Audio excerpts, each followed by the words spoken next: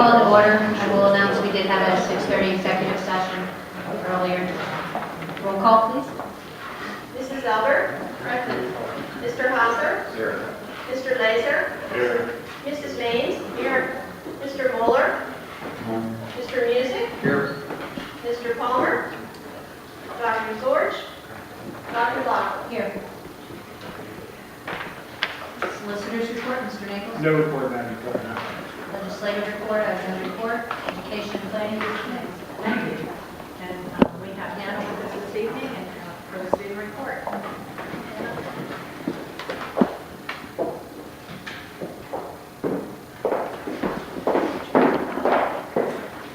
Good evening. Usually Charlie's here with me tonight, but he wanted me to send you his apologies because he got sick on the way over here. However, I might add, he still brought over the agenda because he's deeply dedicated. So for the junior high, the practices for the junior high musical, The Little Mermaid Junior, have been in full swing. Our shows are on from April 1st to the 3rd at the LES Auditorium. Greater Latrobe Junior High is proud to be the host next Friday, March 11th, for the Westmoreland Junior High County Chorus Festival. Scheduling begins for 7th grade this week, and the 9th grade students will be scheduling with senior high counselors beginning Monday, March 14th.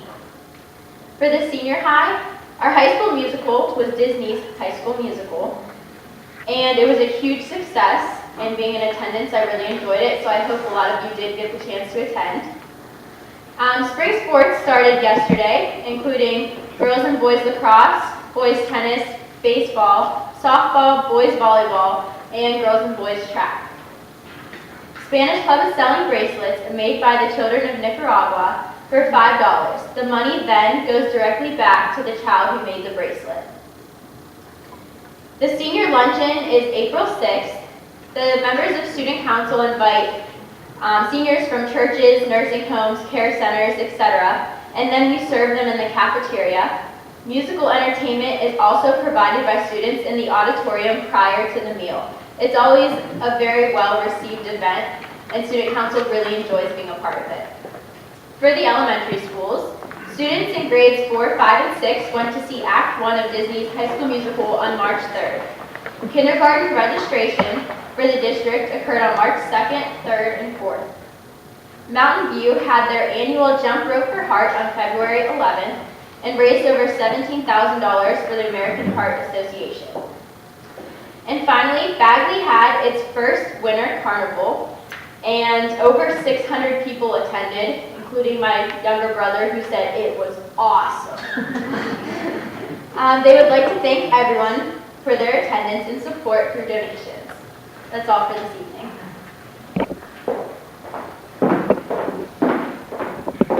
I thought the musical was delightful also. Yeah. Pass along my congratulations. Mr. Frank, anything on the enrollment report? Nothing on the enrollment report, but I would note that we completed kindergarten, not completed, we started kindergarten registration last week here at the CSC. We had 122 families from the 3 elementary schools roll through kindergarten registration. Add to that 42 families who have already enrolled through the early intervention process. And we have another 20 scheduled at this point to come in. So right now we're at 184 kids enrolled in kindergarten for next year.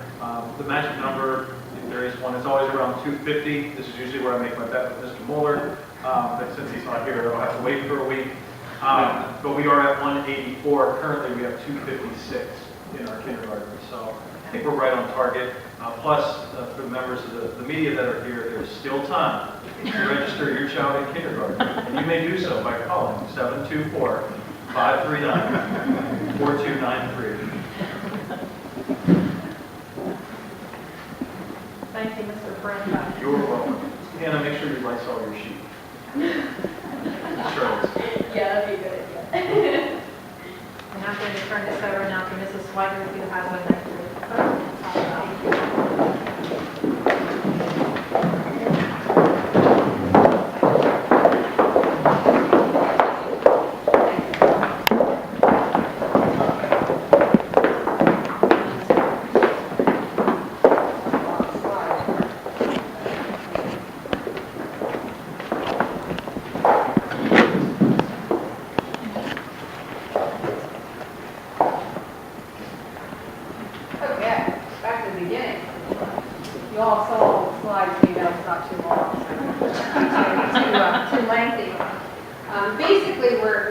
here to do a proposal regarding the ninth grade. And what we're asking the board to support is having the ninth grade start time be the same as the senior high school, which for us obviously is 10, 11, and 12. One of the reasons, or many of the reasons, are some items that are listed on the screen, not necessarily that they directly touch ninth grade, but these are some secondary program focus that we have been looking at over the last few years. To back up a little bit, in the 2014-15 school year, we had a committee of parents and teacher leaders and school board members who reviewed ninth grade in particular, but as well as the idea of the focus of career pathways and how we as a secondary program can do a better job of helping students to align their interests and their electives with what they might choose to do when they leave us. And so really that is the core of this request.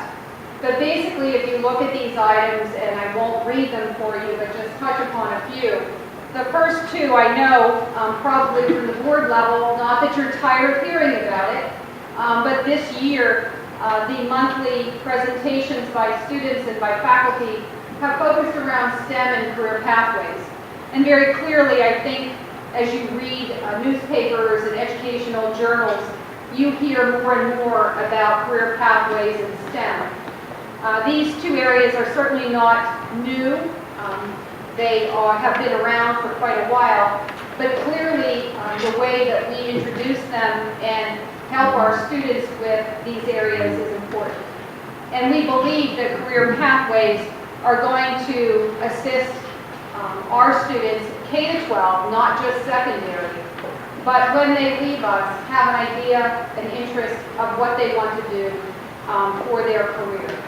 We know there are all kinds of statistics which we read almost weekly in our local newspapers about debt and about students who graduate from college with degrees that are not usable in the sense of being able to find a job, jobs where there is creep in expectations of degrees and so on. So we believe that those two areas would be tremendously helped with our students assimilating more in ninth grade with the 10th and 11th and 12th grade programs. Some of the areas that you'll see up there as well are some of the other things that are secondary buildings as well as elementary, but truthfully as well as secondary. The special education inclusion classes. Last year, the board supported opening a classroom at the senior high school because the board has supported offering inclusion classes in our elementary and then junior high school, and now obviously our senior high school. Acceleration, remediation. We talk about Keystone exams, and even though they have been put on hold as far as being a requirement for graduation by the state, they are still a key piece of helping our district and our teachers and our administration to recognize where we need to improve and where we do well. Curricular rigor, it's something that we talk about all the time. How does that look in a 9 to 12 program versus a 10 to 12, excluding that 9th grade from the senior high school? Dual enrollment is an opportunity that generally is involved with juniors and seniors, but we know there are high schools near us that do offer dual enrollment in other grades as well. Certainly is not necessarily void from 9th grade. Workforce development, the Westmoreland County Workforce Development Board, which we are a part of, has been instrumental in developing a county-wide career pathway model. We certainly are a part of that and have mirrored our pathway program to that Workforce Development Board, but have made it uniquely Greater Latrobe. Importance, and this is something we've been stressing over the last few years, the positive nature of a 6th and 9th grade transition. If we're able to find support for this movement, it would be a 6th grade and 8th grade transition, as well as that 9th grade piece. Importance of the 9th grade and the impact on the senior high school transcript, which we'll note in a few minutes. And obviously as well, the importance of participation in extracurricular and co-curricular activities. So basically the administration is is recommending to the school board that the 9th grade be aligned with the senior high school start time, beginning with the 2016-2017 school year.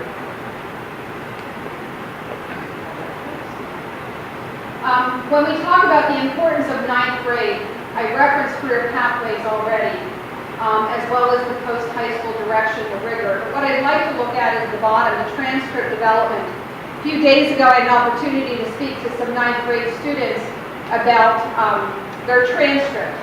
And I explained to them that in my viewpoint, a transcript in high school is like a resume. In other words, when you leave high school, what you take with you is what you have accumulated during that time, and in the words of a high school, it is called a transcript. Transcripts are extremely important no matter what path the student chooses to do when they leave us. It is the piece of paper that allows our students to get jobs, to go on to higher ed, to do whatever their path might help them, or what the transcript helps them to do. In addition, we talked about grade point average and class rank, and one of the things we hear frequently is because of the 9th grade and the difference in start time and so on with our 9th through 10th or 11th and 12th, obviously our 9th grade classes count. I also talk to the students about the word count because I know any teacher who teaches K to 8 just cringes when someone says, well, 8th grade doesn't count.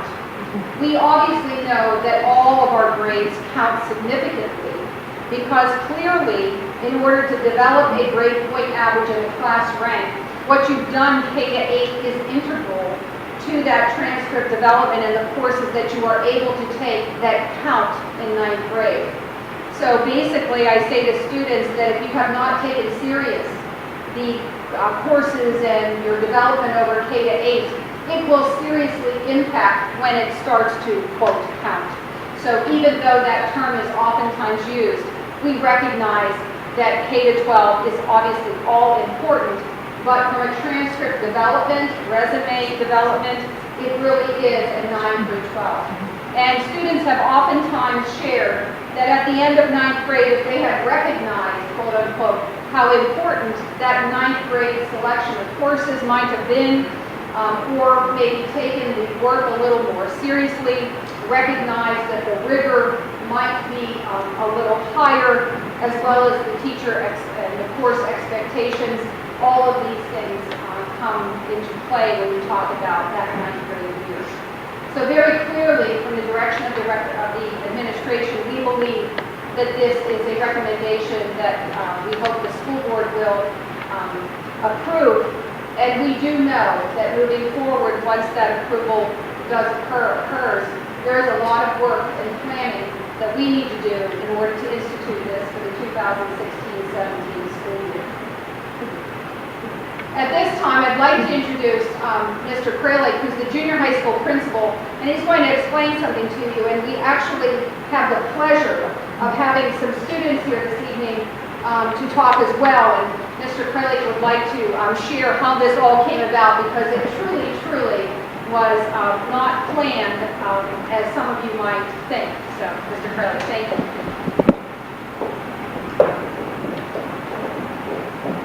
Thank you, Mrs. Swider. Good evening. One of the things I enjoy the most about being the principal of the junior high is being able to walk around and walk into classrooms and take an active role in the discussion that's occurring within that classroom. What really excites me is when I get invited to go into a classroom. And I will tell you that doesn't happen as often as I would like. But I can tell you, I can guarantee that twice a year, because it's a semester course, Mr. Fenton's speech class, who's our language arts teacher, invites me into his classroom to listen to the students do one of their speeches that they have to deliver, a 3-minute speech, is what they would do to change in the junior high if they were Mr. Keller today. So I get an earful, and it's anything from cell phones to a longer lunch period, to more time in between classes, and so on. I've been doing this now, this is the 3rd year, so I've heard this 6 different times, 6 different classes. And I will tell you, there is a recurring theme that comes up with the students each time that I go into this classroom. And the theme is, you guessed it, that our 9th graders feel that although it counts, okay, for high school, they don't feel like they're a part of the senior high school. and they give me a whole list of reasons why. Now, I know Mrs. Swigert is giving you some compelling remarks here as to why we believe this is in the best interest, and I can share with you as well, but I really want you to hear from the students. Because last week, I was invited to Mr. Fenton's class, and I'm sitting there thinking, this is exactly what we're talking about. Because our students are telling us why the 9th grade does not feel like they have a home in junior high. Our students are saying it best. So what I'm going to do is I'm going to introduce Mr. Fenton. Will you come up, please? He's just going to tell us about our students that are going to present. They're just going to give us a little snippet of their speech that they provided. Thank you, Mr. Krellick. I would just like to thank Mr. Krellick, Mrs. Swigert, and the Board of Education for this great educational opportunity tonight for my speech students. One thing we stress in speech communication is the importance of public speaking. And I try to enforce and instill in them as they continue throughout their educational career how important public speaking will be to them. Unfortunately, I don't think I'm on their best list because this week they had to present to Mr. Krellick, Mrs. Swigert, and now to the Board of Education. But these 5 individuals, Kirsten, Ann, Brianne, Cindy, and Noah, have volunteered their time, and they have very important reasons why they think that the 9th grade should be included. And I'm sure that you'll give them your attention and listen closely. They have some very good arguments.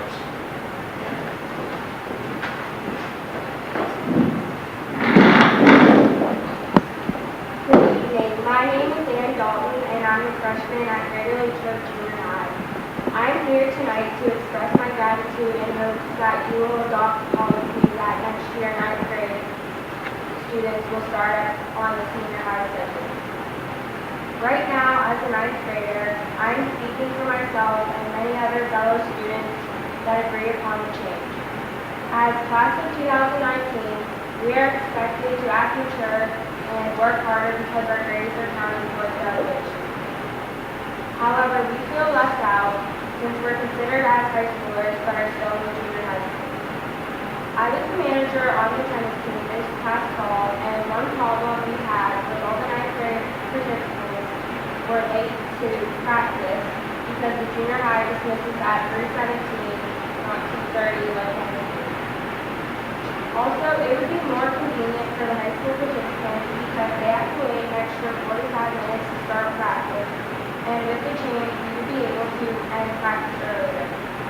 It is nice when students start at the same time as high school, many of these problems will be solved. Thank you for your time and consideration for this important matter.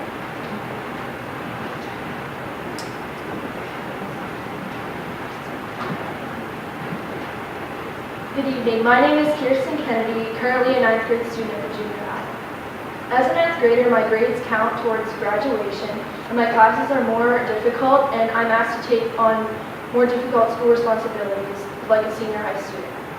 However, with the current arrangement at the junior high, I don't feel like I'm part of the senior high. Even though I am expected to act like a senior, like somebody from the senior high, I'm still in the junior high. Currently, I'm in the women's ensemble, which is a senior high sort of course, and I have to be at the high school on Mondays and Thursday mornings at 6:55, and once that is over, I have to wait at the junior high for like 40 minutes to be able to start classes at junior high. I think that it is inconvenient for the 9th graders to have to wait for their classes. I think it would be easier if we were running on the senior high schedule so that as Ann said, the senior high students wouldn't have to wait for sports and 9th graders wouldn't have to wait for morning activities. Please understand that this change of policy would be a win-win situation for everyone involved. Thank you for making our district greater for all of the Latrobe State Body.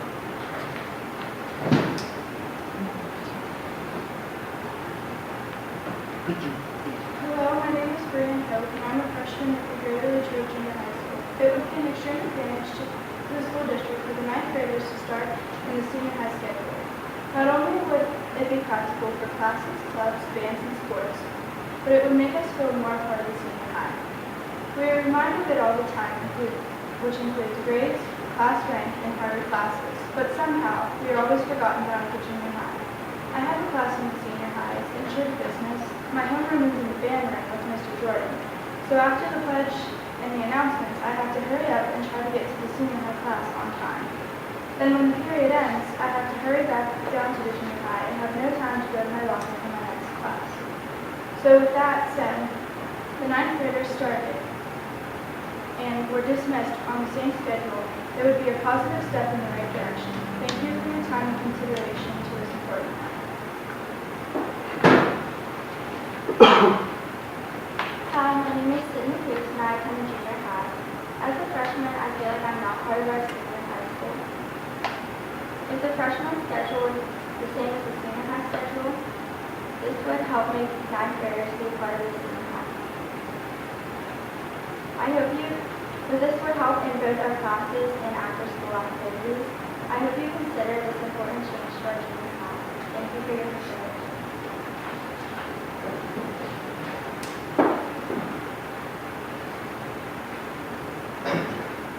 Good evening.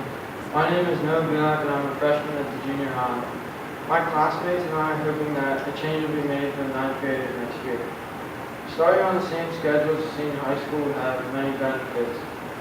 Meetings can be held, after-school tutoring can be utilized, and all sports practice can start at the same time. This would benefit all ninth graders and enable us to become more in tune with the high school. Thank you for considering this change.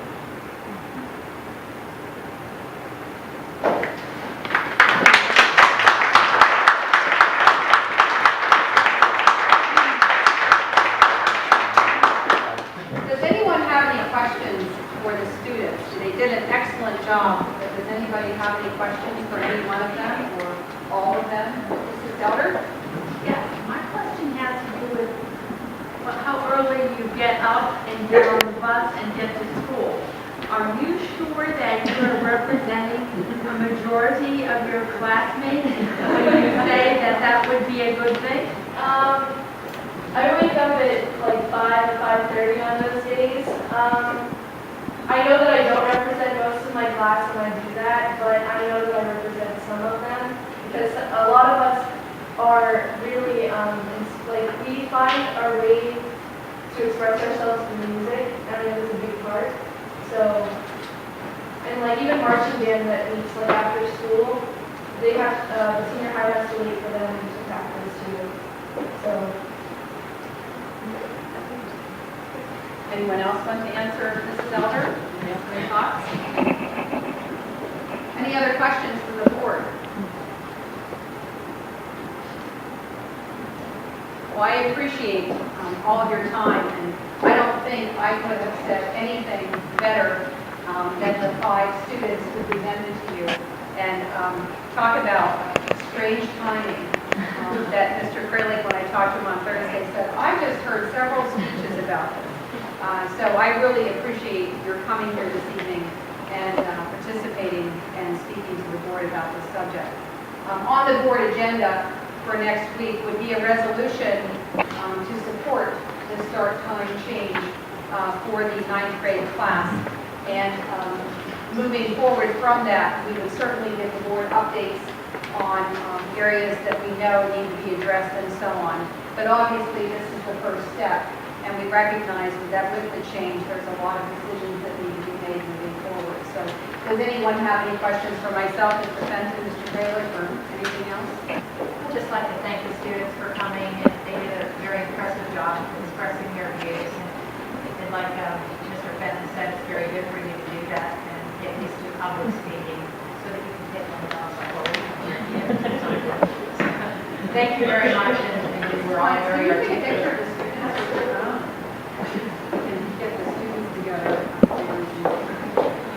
Okay, with everybody? Several proposed course revisions in addition to discuss with you tonight. Mr. Lacasio and Mr. Kralik have several members of their staff here with us to discuss, be it changes or additions or textbooks. So, Mr. Lacasio, if you want to go ahead and get started, or I Jeff, think we have the slides here. you have your slides up? Do you have slides? That's fine. Call them up. That way Dr. Tepper can say she would have done it better than me.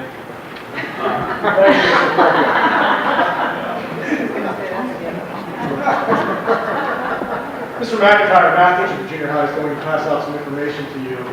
This is in regards to junior high course changes. I'm going to be talking about course changes and revisions to courses. The first course that is on your handout is the Introduction to Career Pathways in Business. We currently teach this course in 8th grade. It's called ICT, or Information Communication Technologies. And this course has been taught in junior high for several years. It is a semester course. It used to be a 9th grade course. We moved it down to 8th grade because we were teaching Google Docs, which we want all of our students to understand that platform is Google Docs. But what we're finding more and more is that our students are learning Google Docs at younger ages, as early as 4th grade, probably as early as 3rd grade they're having experience in the elementary building. So they're coming to us with a solid background and an understanding of Google Docs already, which has made us rethink this course and say, how can we utilize this course in a more productive manner? And that's why we are changing the name of it. It's still going to be taught in 8th grade. It's going to be a semester course. It's going to be called Introduction to Career Pathways in Business. And it will be a semester course where we'll introduce students to the various careers in business. It's going to follow along with our Career Pathways initiative. We're going to talk about business ownerships, banking, finance, and so on. But we're still going to maintain a component here with Google Docs in case there are any students that need to be caught up to speed or are unfamiliar with Google Docs, even though they had that exposure at the elementary level. So we're going to keep that as part of that semester course as well. But again, this course, Introduction to Career Pathways in Business, is the former ICT course. We're having a name change and also some programmatic changes within the course. Okay. Any questions? Okay, next on the list, I'm going to introduce Dr. Bonnie Smith, and she's going to talk about a new course in 7th grade, which is the Introduction to Career Pathways. And of course, 5 people have told me not to talk that much, because they're mean. Mrs. Stewart, Mr. Evans, Mr. Fraley, have all said, don't talk about it. Well, Introduction to Career Pathways will be an every other day course for 7th graders. It will be housed in the English department at this point, and the purpose of it is to have all students introduced to the 5 pathways in 7th grade so that they can then make choices as they move through the curriculum up through their senior year. It will also be a place to touch every student to give them the foundational skills in research, writing, speaking, and listening that they need regardless of the pathway. And then they can reinforce those skills when they get to the ICT class, the foundations of broadcasting, not broadcasting business. We aren't going to propose a text at this point because we want to be able to be flexible with that and to make sure that we're finding the resources that are necessary. And since it is a new course, we don't want to commit to anything without some further consideration. We'll focus a lot on the soft skills that are some of the buzzwords now with the career pathways. And then we will also talk about the goals for each student as they start to think about those pathways and what decisions they need to make as students. So in thinking about a curriculum for this course, this is a preliminary thought as to how I would suggest it be organized. With the 5 pathways, each pathway would be have these 4 components in a study: pathway awareness, pathway connections, pathway exploration, and then pathway experience. And some thoughts related to what would be taught in those those 4 units would be, what are those pathways? Why do we have the pathways? What are the interests and talents? Where do I fit in? Research the various aspects of the pathways, the way that they are structured, the 3 columns. Are you interested in? Can you do this? Avenues of interest. And then with the experience part, doing some community involvement, bringing people from those pathways in to talk to the students, to work with the students. I don't know the feasibility of taking the students to places to see it in action, but then also possibly having students do presentations here, as Mr. Fenton's students did, but also bringing some of the high school students down to mentor students up in that are in certain pathways as we get more in depth in that process. And then obviously we will focus on project-based learning as much as possible. And those are just some resources that are there if anybody is interested. Questions? Thank Is that you, short Dr. enough? That was perfect. Thank you, Dr. Bonnie. key thing is the pathways course. We're talking a lot about career pathways. We want students to be able to identify where their talents lie and the correct pathway for them.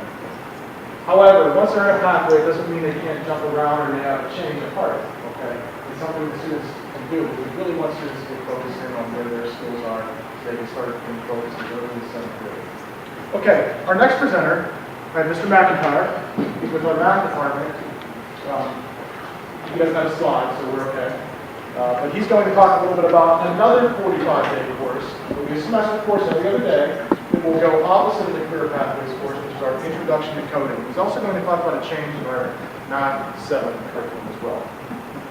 All right, thank you. The first course that I want to talk about is the introduction to coding. And as you can see, it's the every other day course as well. And the program that we've looked into and that we're going to use to develop the course is called Tinker.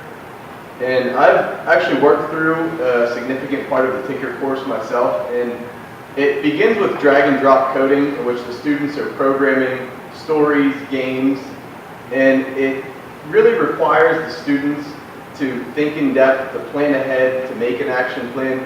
A lot of the same skills that we're hoping that they do when they tackle a math problem. And with the STEM initiative, the two really go hand in hand. The Tinker course is self-paced. There are different levels of difficulty so that every student is being challenged. And also with the course, as you can see, the last one, it begins with visual blocks and ends with JavaScript. So they're starting with very basic drag and drop and eventually getting to a computer program and computer skill that they can certainly take to the next level if that's one of the career pathways that they choose. The students are able to do that with the Chromebooks in the classroom. It really requires the students to think critically and pay attention to detail. As I said, I worked through a lot of the course myself, and I know the one activity I had my character built, and I had to move my character across the screen to get to the gumdrop at the other side, and I programmed and set everything up, and my character got about halfway across the screen and fell into the hole because I didn't program him to jump. So the very small tasks, and like I said, with the math problem, the way we want them to think on how to solve a math problem, critically think, plan ahead, these are the skills that as they're developing these games and stories, they really have to come up with a plan and think in order to do that. So although it's referred to as the coding class, a lot of the same skills are going to be reflected in the math course. Which leads me to the new math course, which is called Math 7. And if you look at the back of the handout that I gave, it is the proposed course sequence that our students would now be taking as they move through the math courses at the junior high. And ultimately, if you look at the final column there, the students are still ending at the same point, at the same class. Right now, our highest level 9th grade students are taking academic geometry, and with the new proposed course sequence, they're still taking academic geometry in 9th grade. The biggest difference comes with them taking Math 7. They have one more year now where they're not tracked. All the students of all levels are grouped in there together, and at the end of their 7th grade year, now we're able to make the decision to move on to Math 8, or to move on with Academic Algebra 1 with the lab, which we currently have now as well. So the students that move on to Math 8 still take the Academic Algebra 1 in 9th grade, and with both courses, the students will have completed their Algebra Keystone by 9th grade, and they're ending at the same point both ways. So as the math department, we felt giving the students another year where they're not tracked, we have more of an input on what courses the students will be going to from there, being that we spend a year with them, we know them, and hopefully when they achieve that same result at the end, we see some improvement with that. Now with the Math 7 course, the textbook that we have been looking into to go along with that is from the Go Math series. It is what they're currently using in 6th grade, so they will have the continuity of something that they're familiar with, that they have been using. We've looked at a lot of resources over the past few years to align with the Common Core. This is, I think, hands down the best one that we've found. It came with 2 series. There is a standard series and an advanced series, and we think that the best text that we've seen is the advanced book. After the PSSA has changed, and we've now seen the new PSSA, seen the released items from the PSSA. The questions in this advanced text are the most closely line up with those that the students are going to see on the PSSA test. And the increased rigor is definitely reflected in that textbook. And again, all students will be challenged. Packaged with the textbook, there are a variety of assessments at different levels. So even though all students are going to be grouped in one class, there's room for a lot of differentiating within that class to make sure everybody's being challenged.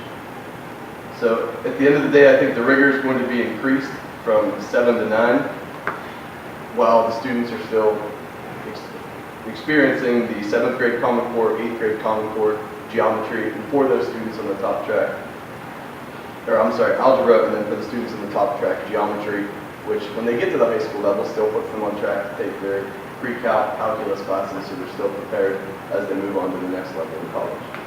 Thank you. If I could just add two things to what Mr. McIntyre said. One, under our current 7th grade math alignment, students are identified at this point in their 6th grade year as to what math class they are going to take in 7th grade. So as Tom had said and Chad had said, we're pushing this off for a year, giving them another whole year to grow and develop as 7th graders in a new building, in a curriculum, using the Go Math curriculum. So I think that's a real nice change we're making. The second point I would make, we talked about coding class, the intro to coding.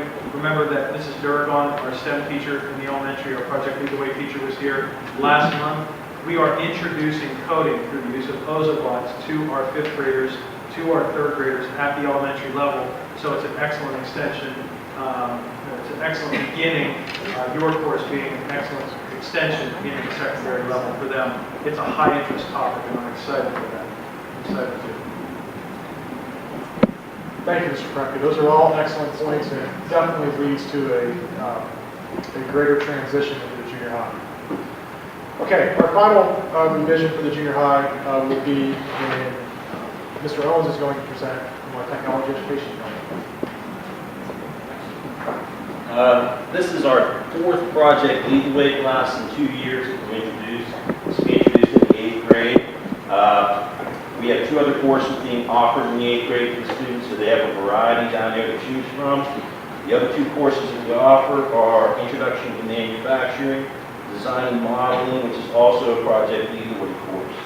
As you can see there, this is going to have the VEX robot involved, which is something new to our junior high.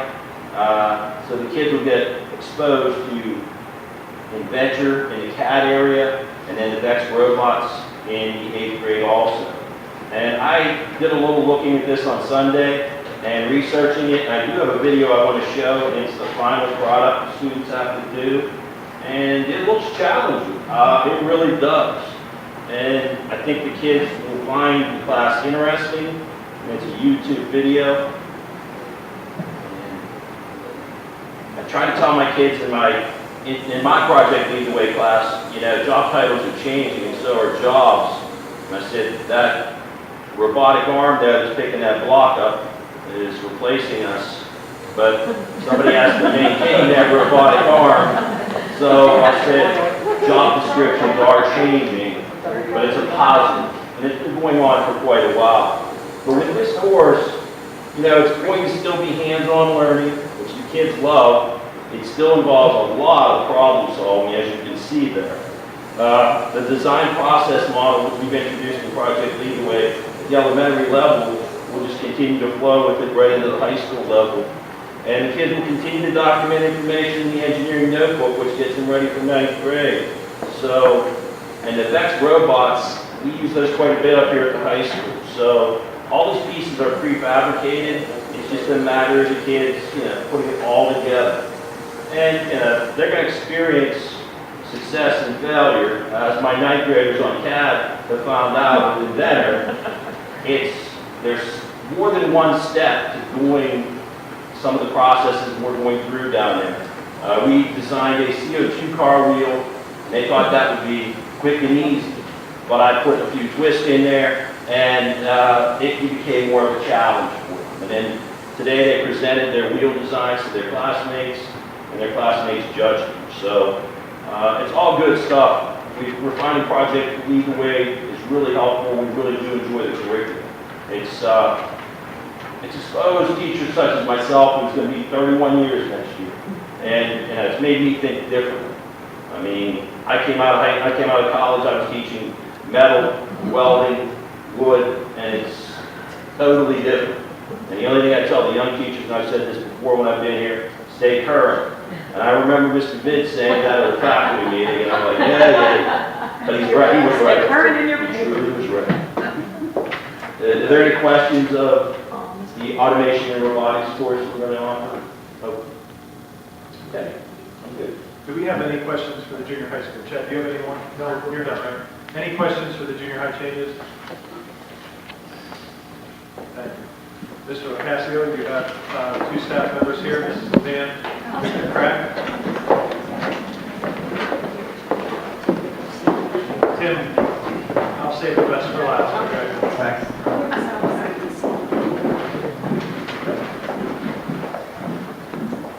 Good evening. This evening, what I'd like to do is have two of our teacher leaders present some of the new courses that are going to be offered at the senior high school. We'll do three different components. The first two components will be in language arts. Mr. Kraft will be explaining to you the new course that we're going to be offering. It's also important to note that we have a major shift in our English language arts department in terms of senior year. We're adding more semester level courses so kids can have options rather than just taking a generic academic English 4 class. We're hoping that this will help them as they continue on with their career pathways to select something that might be appropriate for them and what they're going to be studying. So Mr. Kraft is going to take the first half of the language arts part. He will be explaining that.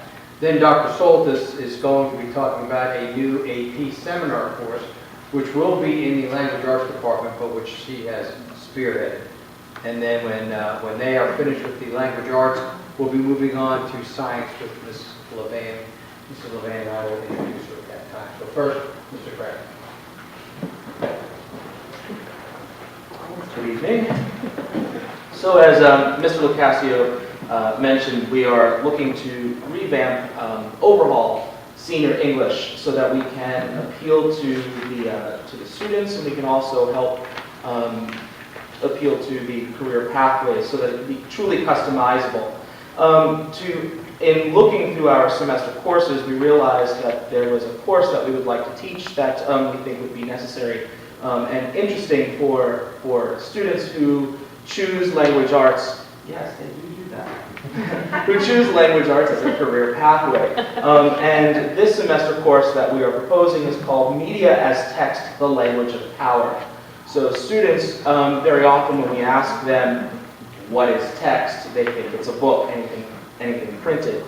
They very rarely think of movies and songs and television shows and other pieces of media as text. So this course would take a look at various types of media and look at the discursive practices that occur within that piece of literature or that piece of text, and talk about the power that's instituted through the discursive practices and how it shapes society and how it impacts the individual. This would be, again, a semester-long class. It wouldn't be offered next year. Hopefully the year after it would be instituted, and students from grades 10 through 12 could take this class in order to satisfy partially the senior English credit. I also have the textbooks before Dr. Soltis talks about a AP course. Our business communications course is looking to adopt an updated version of the textbook that she already uses. Mrs. Weiderny uses a book from 2004 for her BizCom. This is the brand new text. She said in the 2004 version, it talks about it doesn't reference technology that is currently used in business today. So this new text includes that. Mr. Duda was also looking at new texts for contemporary literature, and I have a selection of memoirs that he is interested in implementing in the class. The first one is The Diving Bell and the Butterfly. This is about the editor-in-chief of Elle magazine in France who suffers a massive stroke that results in the condition known as locked-in syndrome, which leaves him completely paralyzed, yet with full mental awareness.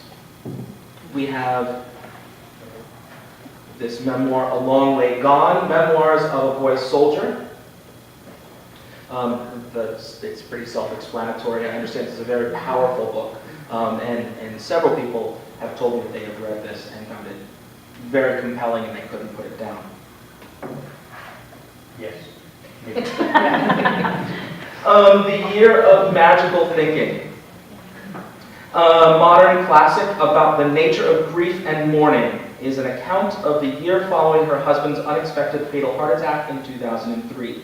It also includes her struggle to care for her daughter, who was suffering from pneumonia and the resulting septic shock in the days and months just prior to and after her husband's death. She details her tragic attempts to hope that she can change tragic events, hence the title. Again, several teachers have said they've read this as well and said, again, very moving. The Glass Castle. Author Jeanette Walls depicts her impoverished childhood and the strange, often tragic, sometimes funny upbringing she and her siblings endured at the hands of their deeply dysfunctional parents.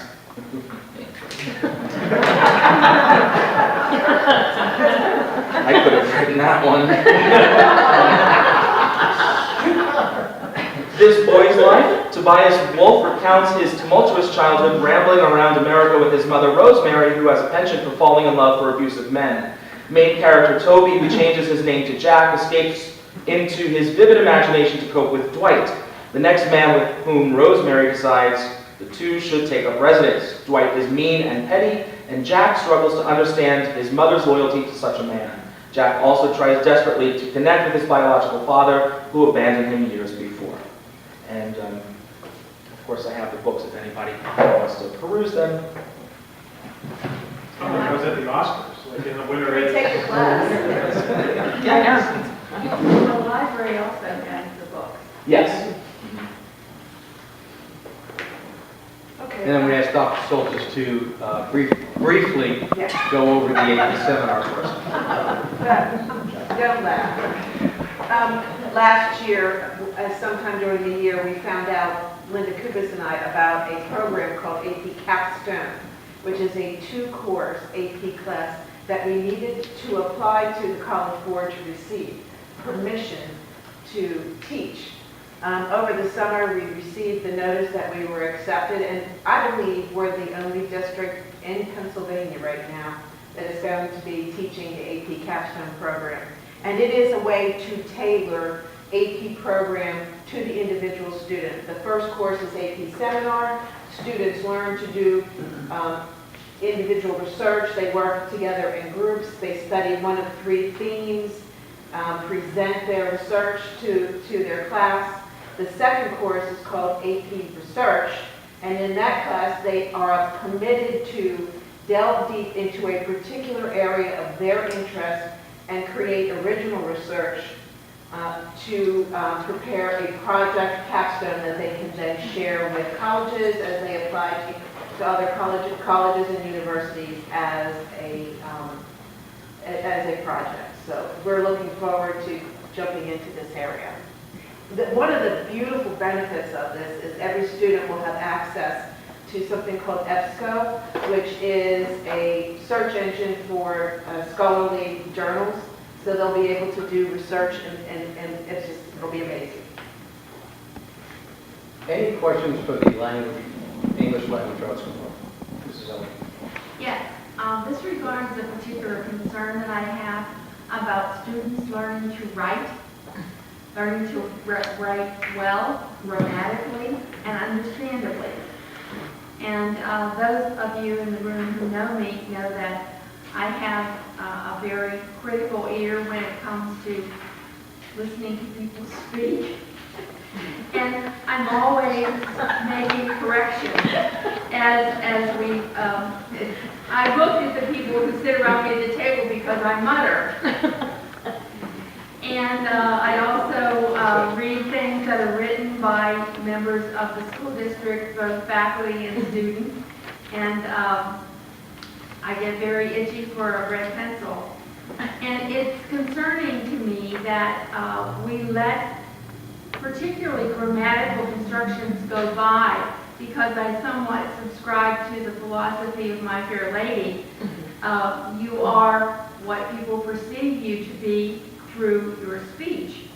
And I wish that students in all of these courses, but particularly the business communications, for instance, would be taught to write, and those writings would be read and criticized gently but firmly so that the rules are communicated. I understand. I do believe that currently we are, but there's always room for improvement, and I will pass on your thoughts. Okay? You know what they are. Yes, I do. Next, it's my pleasure to introduce Jen Levan, one of the teacher leaders for science. And some of you may remember that she was here a short while ago. Jen, you can explain. He's lying. It has not been a short while ago. The last time I was here, I had the opportunity to sit at the big table up there, but I was right at the end as a student rep to the school board. Now, that was 92 and 93, so it has been a while since my last school board meeting. So even though it's been a long time, I will try to be brief here tonight and make this as quick as possible. I'm here to recommend that you approve curriculum for 2 new science classes at the senior high school. The first one is aerospace engineering. It is a Project Lead the Way course. It is the 3rd course in the engineering pathway. Okay? The first 2 are being taught, one in 9th grade and one at the high school, the 2nd course. With aerospace engineering, students will learn the fundamentals in atmospheric flight and space flight. They'll learn the physics of flight and bring the concepts to life by designing an airfoil propulsion system and rockets. They'll learn the basics of orbital mechanics and industry standard software. They will also explore robotic systems through projects like remotely operated vehicles. There is no textbook required for the course. Instead, students use online curriculum, both students and instructors. It is a web-based series, and students will keep an engineering notebook throughout the course. The 2nd course that I would like your approval for curriculum from is Fundamentals of Chemistry and Physics.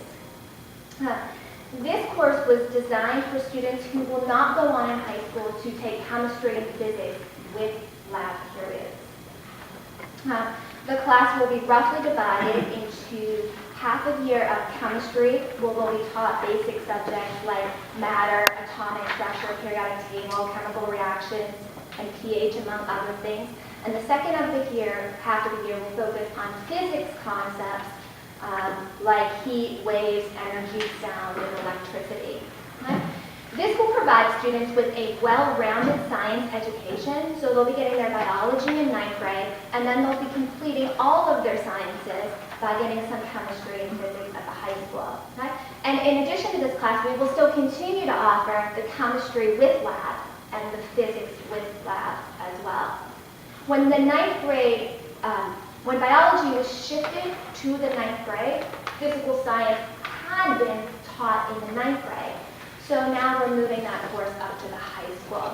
Okay? We're using a new textbook though, so I'm recommending the whole series. It's called the Physical Science textbook, but it is really half chemistry and half physics as well. And it uses the same platform that is taught in the 9th grade biology, so that should ensure a smooth transition at the high school. Any questions?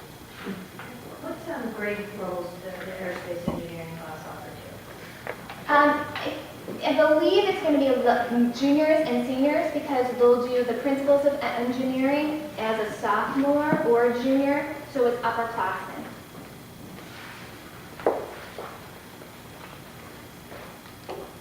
Any questions for Mrs. Levan? relative to the new science courses or anything that happened in the school district from a student standpoint.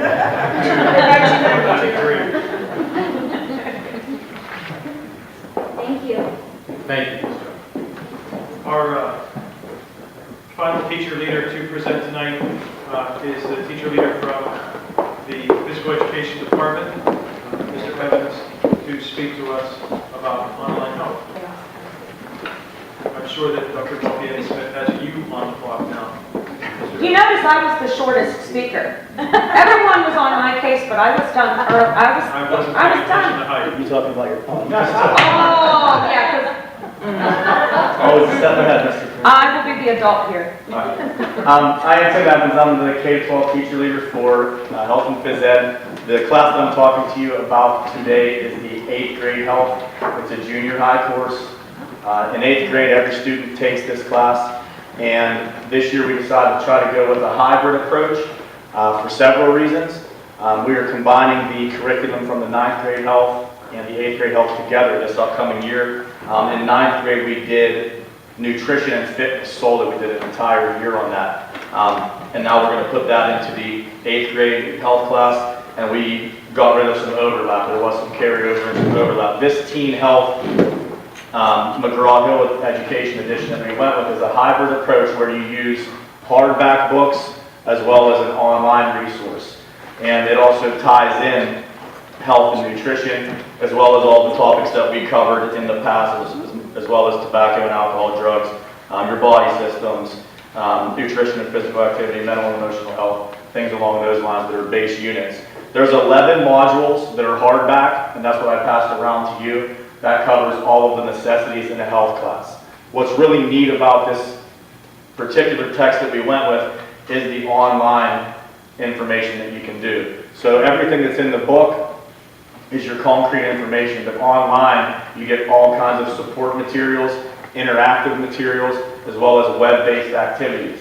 When you go online, there's things on there that are very important. The health field is one of the things that gets out to date the quickest. You buy a book and within a year there's a new study and there's new information, and now you're teaching irrelevant material. One thing that's really neat in this online version is they have a section called In the News.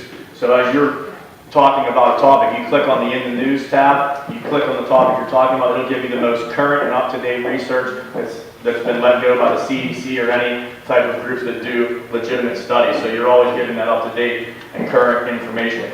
There's videos on the online, so if we're talking about nutrition, we can see someone prepare a healthy meal and see someone read a label and turn that into making a proper caloric value when they're making a meal to make sure that they can see and hear about how to make things properly.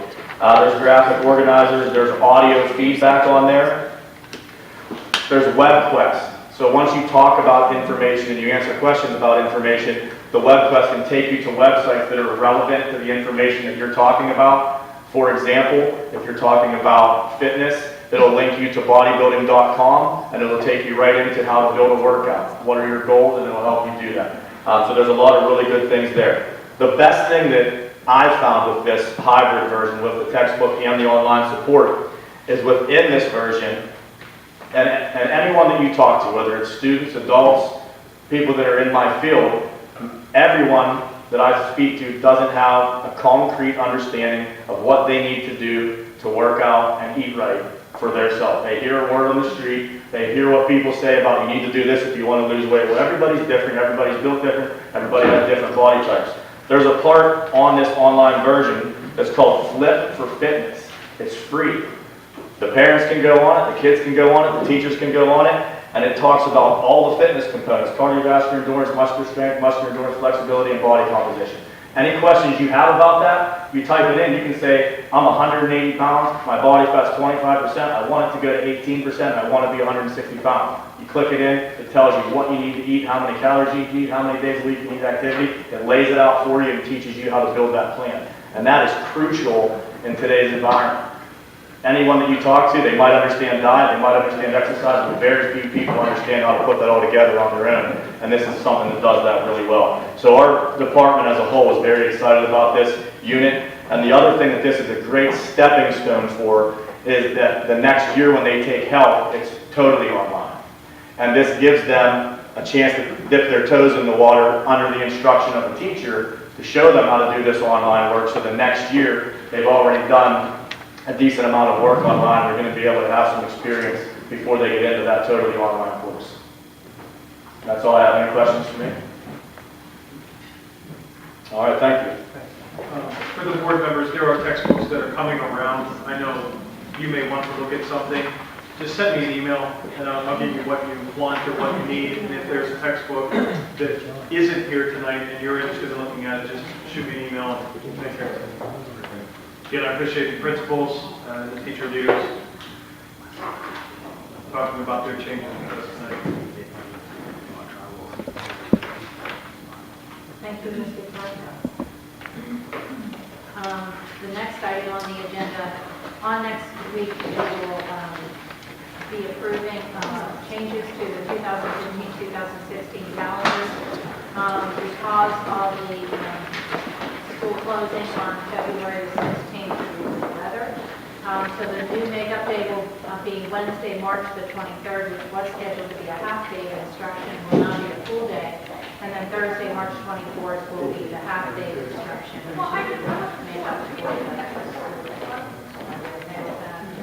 Okay. And also on your agenda for next week will be a proposal for the 2016-2017 school calendar, and that is attached for you to look over. Do you want to comment on anything? Sure. The first day of school for students is the last Monday in August, which is the norm. In this case, is August 29th. Probably the only change on the calendar is that the January date is the Martin Luther King holiday, which next year is January 16th, will be an Act 80 day rather than a snow makeup day. So it will be a day for no school for students, but a professional development day for faculty and staff. And so because that's not a snow makeup day, we did add the Tuesday after the spring break, which is April 18th, as a snow makeup. That is the only difference. The last day, barring no more than 4 snow days next year, graduation is scheduled to occur on Thursday, June 1st, which is normally approximately the time of year end.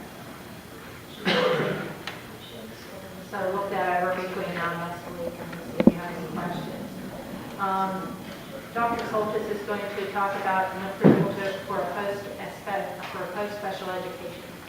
According to Chapter 4, we now post our plans on the district website 30 days before submitting them for approval. And although the comprehensive plan for the district is submitted every 6 months, the special education plan is submitted every 6 years. We do ours every 3 years. It is due to the Department of Ed May 1st, and so therefore I have the plan prepared to be able to post on April 1st. Thank you, Mrs. Holt, Dr. Holt. Also on your agenda for next week will be a resolution to approve an affiliation agreement between St. Vincent College and Latrobe School District for instructional and certificate collaboration. That's pretty self-explanatory. There is an attachment for that for you to read. And also to approve a Westmoreland County Student Assistant Program Agreement for the 2016-2017 school year. Also an attachment for that. The next curriculum committee meeting date will be Tuesday, May 17th, 2016 at 5:30 p.m. here in the CS. That's all I have. Thank you. Thank you, Mrs. Thank you. The treasurer's report and bills will be, for your approval next week, and the treasurer's report is an attachment. E-rate telecommunications award. Every year we go through the E-rate process where we post the 470 for telecommunication contracts and we receive proposals. This year we posted the cell phone, internet access, and new to E-rate is actually for like infrastructure and equipment. And I've been working with Mrs. Pines for purchasing some firewalls and some other things, or core switches. And We went through Motion 470, we received contracts, so we'll come back with the recommendation to the full board on who to award those contracts to next week. Just a neat piece, cell phones we get reimbursed 10%, internet access 50%, and the infrastructure is also 50%. And again, that is new, and that's very important for the districts. We had not received that reimbursement previously. Some more to come on that. Although it looks like it's getting expensive, it's because there's so much more of it. Yes. It's really getting much less expensive, but we're doing a lot more with it. We'll also be looking at approval of a tax assessment appeals case, and we will ask you to approve a 5-year agreement with Horner, Weibel, and Terra for auditing services. There's an attachment to your agenda about that, and I believe that we should be happy with Mr. Watson for his work in talking to the auditors and working with them to adjust their fees to the maximum degree that they were able to do that, and then persuading them to extend that adjusted fee for a longer time. So he doesn't say those things when he writes the things, but I think he deserves to have the board know about those things. And finally, there will be a resolution for our supporting a school district suit that was filed quite a while ago before Governor Wolf was governor. And Mrs. Schwager is going to talk about this. You should not mistake this for the suit that PSEA has filed. This is a different one altogether. And the board members have a copy of it. And you'll note that there are 6 school districts all over the state that are actually the plaintiffs in the case. And they're asking our support for them. Exactly. The resolution, really a resolution that shows support for the districts that were part of the original suit against the Pennsylvania Department of Education several years ago. It is coming to fruition in the Pennsylvania Supreme Court in April. And so this resolution is simply supporting those 6 districts. And the 6 districts across the state, as Mrs. Elder mentioned, include some of which you might know: William Penn School District in Delaware County, Panther Valley School District in Carbon, the School District of Lancaster in Lancaster County, Greater Johnstown School District in Cambria County, Wilkes-Barre Area School District in Luzerne, and Shenandoah Valley School District in Schuylkill County. So these 6 districts were part of the suit, and this resolution is supporting those 6 districts. Basically, the suit is asking for a fair and equitable solution to school funding.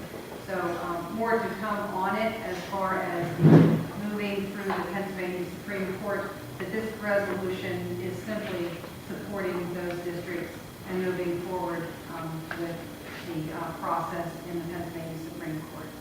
Thank you. Well, and the suit is a logical outgrowth of the costing out study, which was done a while ago, where all the districts in the state basically very, very carefully and extensively filled out the forms that were given to us about exactly how much we pay to do each thing that we do, and what it used to cost us, what it costs us now, why it costs us more or less, etc. All that was done, and then it was just pitched. It was to be a basis for a logical funding proposal, and logical didn't make it to the table in the legislature. So now we're trying to get it to the table through the courts. And Pennsylvania is one of the few states of the 50 states who does not have any type of funding formula. And therefore, as we prepare our budget for next year, clearly we have no direction as to the dollars that might be allocated to a greater Latrobe School District or to any of the other 499 school districts across the state. So we'll see what happens. Thank you. Thank you. The finance committee minutes are part of your agenda this evening, and there will be another finance committee meeting on Wednesday, April 6th at 10 at the admin building. Thank you. Mrs. Zeller, Facilities, Operations, and Planning, Mr. Hauser. Yes, thank you. On the agenda next week you'll be asked to approve a request for proposals for geotechnical engineering services and land survey services. Attached is the minutes from the February 11th meeting, and our next meeting will be Thursday at 3:30 again.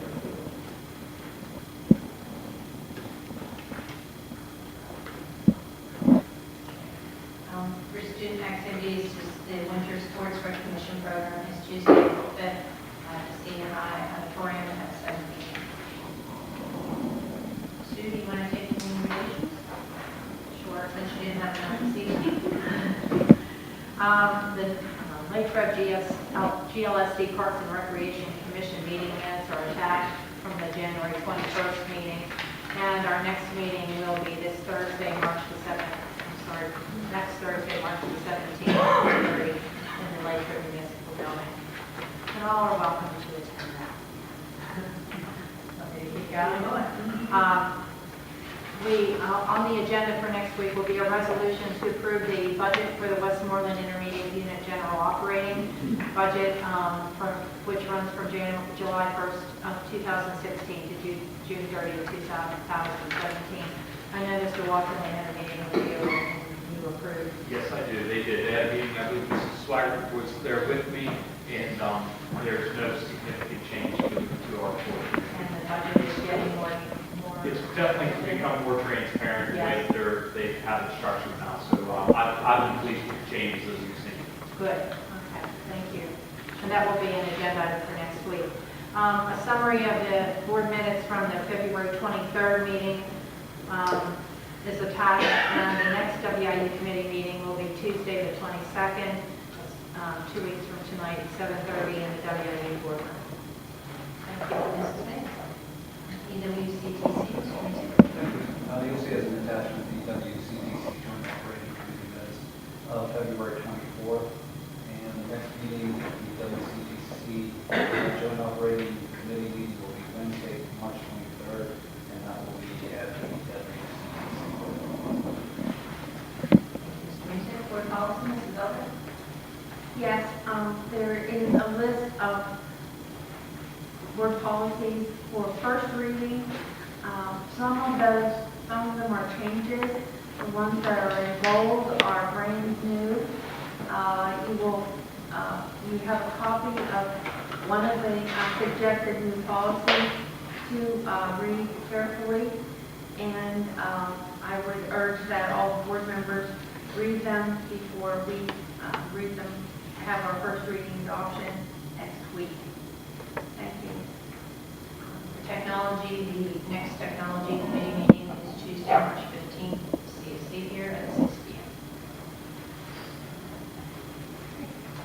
Next week, we would ask the board to approve resignations of Brianna Bradilla, approve a professional personnel substitute teacher who will be doing interviews this week and will have names for the agenda for next week, to approve the support personnel appointment of Elizabeth Hyde as a classified personal care assistant, and to approve support personnel appointment supplemental for softball, an assistant at the junior high school, Marissa McAndrews, and a football junior high assistant, Joshua Hammock. In addition, some important dates to remember on your agenda not this week, next week, March 17th. Thursday is the Breakfast of Champions for the month of March at 7:30 in the senior high school faculty dining room, as well as this Sunday at the Trinity Evangelical Lutheran Church. At 3 p.m. there is a concert by the senior high school choral department called the Classics Concert. In addition, as Dr. Laughlin referenced, the Winter Sports Recognition Night is Tuesday, April 5th at 7 here in the high school auditorium. And the spring concerts are beginning with the senior high school band concert. It will be Wednesday, April 13th at 7 p.m. here in the high school. And just a reminder for the board members to turn in the financial interest forms that are due May 1st if you haven't done so already. Next Tuesday is our regular board meeting for March here at 7:30 p.m. And then the dates in April are the 12th and the 19th as the committee as a whole and the regular board meeting. Thank you. We are adjourned.